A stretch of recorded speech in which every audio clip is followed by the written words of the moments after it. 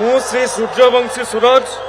ईश्वर नाम रे शपथ करुअछि जे मु विधि द्वारा प्रतिष्ठित भारतर संविधान प्रति श्रद्धा और निष्ठा रखिबी,